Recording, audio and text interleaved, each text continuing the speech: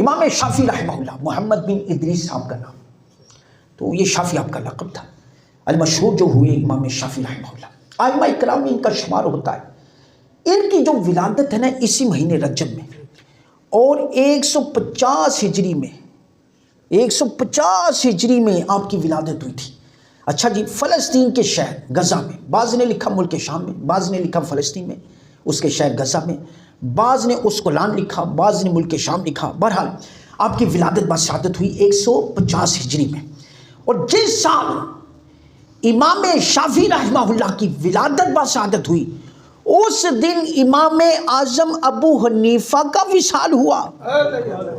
امام اعظم ابو حنیفہ کا مقام بلند، بہت اعلیٰ، بہت ہی اچھے اخلاق کے پیکر تھے، بہت عاجزی کے ساتھ آپ نے اپنی زندگی بسر کی۔ امام اعظم ابو حنیفہ رحمہ اللہ نے آپ کا وصال ہوا اور اسی دن امام شافعی کی ولادت ہوئی۔ بھائی خدا کی شان دیکھیے، خدا کی شان دیکھیے، ایک عالم جاتا ہے دوسرا آتا ہے، یعنی ایک جاتا ہے دوسرا اس کی جگہ لے لیتا ہے۔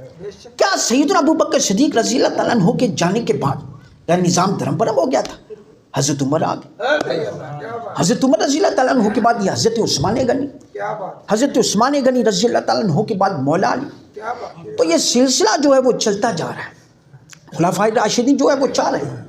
تو بعد میں یہ جو نظام ہے، بزرگان دین، اولیاء اعظام، محدثین جو ہیں انہوں نے دین کا جو نظام ہے، قرآن و سنت کا جو نظام ہے، شریعت کے احکامات جو ہیں اس کی پاسداری کر رہے ہیں، کروا رہے ہیں کہ دین کی طرف آ جاؤ۔ تو میرے بھائیو، یہ وہ ہستیاں تھیں جن کا اٹھنا بیٹھنا اوڑھنا بچھونا قرآن و سنت کے عین مطابق۔ ان میں ایک نام امام اعظم ابو حنیفہ، امام مالک کا، امام احمد بن حنبل کا، امام شافعی محمد بن ادریس۔ تو میرے بھائیو یہ ایک بات یاد رکھیں کہ میں یطیع رسول فقد اطاع اللہ، جس نے رسول کی اطاعت کی گویا اس نے اللہ کی اطاعت کی۔ یہ اصول ذہن میں رکھیں، رسول کی اطاعت گویا اللہ کی اطاعت، اللہ کی اطاعت گویا رسول کی اطاعت، رسول کی اطاعت گویا اللہ کی اطاعت۔ اچھا اب یہاں پہ یاد رکھیں، یہ جتنے بھی احکام شریعت کے احکامات ہیں نا، شریعت کے احکامات ہیں، یہ ایمان والوں کے لیے۔ شریعت کی پیروی تب ہوگی جب پہلے سینے میں ایمان ہوگا۔ بھائی توجہ ریزا، سینے میں پہلے ایمان ہوگا، پھر تم قرآن و سنت کو فالو کرو گے، پیروی کرو گے۔ اگر ایمان نہیں تو کرو نہ کرو کوئی فائدہ نہیں، چونکہ وہ کافر ہے جس کا اللہ اور اس کے رسول پہ ایمان ہے۔ تو ایمان کی دعوت جو ہے، یعنی ایمان والوں کو اطاعت کا حکم دیا، اور جو کافر ہیں انہیں ایمان کا حکم دیا کہ وہ ایمان قبول کر لیں۔ ایمان والوں کو کیا حکم دیا؟ قرآن و سنت پہ چلے، میرے مصطفیٰ صلی اللہ علیہ وسلم کے طریقے کی پیروی کریں، ان کے راستے پہ چلیں، ان کے اسوہ حسنہ کو اپنائیں۔ تو یہ ہے۔ اب یہاں پہ دیکھیے، جو کافر جو ہے ایمان قبول کرتا ہے، جو کافر ایمان قبول کیا یا کرتا ہے، اس پہ قضا نہیں۔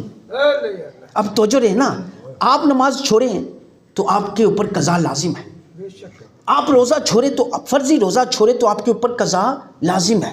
لیکن اگر کافر نے کلمہ پڑھا، پہلے پڑھا، یا آج کا کافر کلمہ پڑھتا ہے، اس پر پہلے کی قضا نہیں، چونکہ قضا اس پر ہوتی ہے جس پر ادا واجب ہوتی ہے۔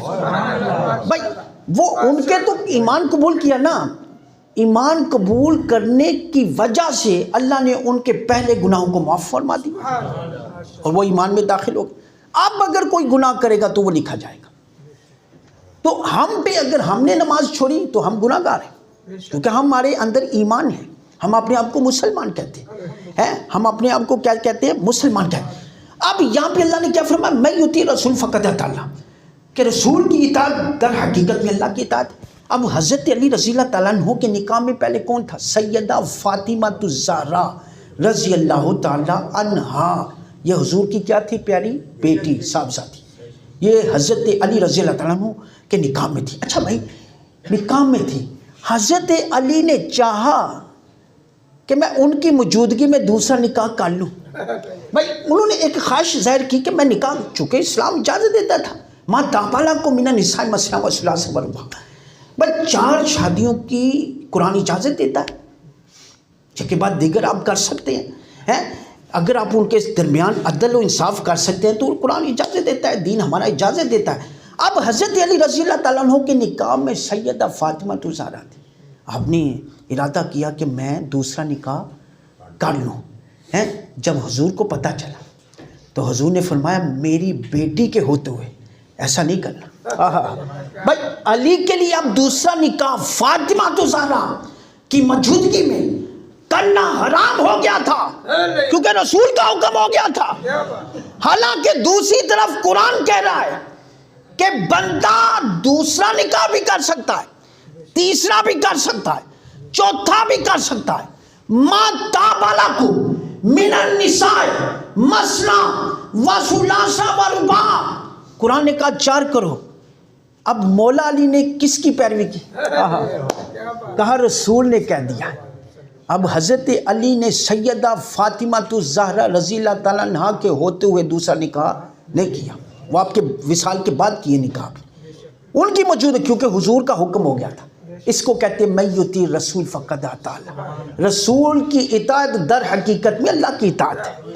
تو حضرت علی رضی اللہ تعالیٰ عنہ جو تھے وہ سنت کی پیروی کرتے تھے، اور یہ پیروی ائمہ کرام محدثین نے کی، امام اعظم ابو حنیفہ، امام مالک، امام احمد بن حنبل، امام شافعی رحمہ، ان ہستیوں نے جو ہے وہ نبی پاک علیہ الصلوۃ والسلام کی پیروی کی، سنت کی پیروی کی۔ اب یہاں پہ جب امام شافعی بہت بڑے عالم دین تھے، کہتے ہیں میں نے بچپن میں ہی حدیث کی کتابیں یاد کر لی تھی زبانی۔ استاد کہتے بھائی کھڑا ہو کے سنا، یہ بخاری سے پہلے موطا امام مالک لکھی گئی ہے، بخاری تو بعد میں آئی ہے۔ کہتے ہیں موطا امام مالک، مجھے حدیث کی ساری کتاب زبانی یاد تھی، بچپن میں کہتے تھے میں نے یاد کر لی۔ میرے استاد محترم کہتے تھے کہ بھائی کھڑے ہو کے سناؤ، تو امام شافعی رحمہ اللہ کہتے میں نے کتاب ہاتھ میں پکڑی ہوتی تو میں ان کا چہرہ دیکھتا اور زبانی حدیثیں سنایا کرتا تھا۔ وہ کہتے کتاب پہ دیکھو، کہتے مجھے ساری زبانی آتی ہے۔ یہ وہ اللہ والے تھے۔ پیر عبادت کرتے نا امام شافعی رحمہ اللہ، رات کے 3 حصے کرتے تے ساڈا تے رات آئی نہ یہ کس حال ہے، دن کی تے رات کی ساڈی کوئی روٹین ہی کوئی نہیں انسان دی ہے۔ انہاں لوگوں نے اپنے وقت کی ونڈ پائی دی سی کہ اسی دنے کی کرنا ہے تے راتی کی کرنا ہے۔ رات کے 3 حصے کیے تھے۔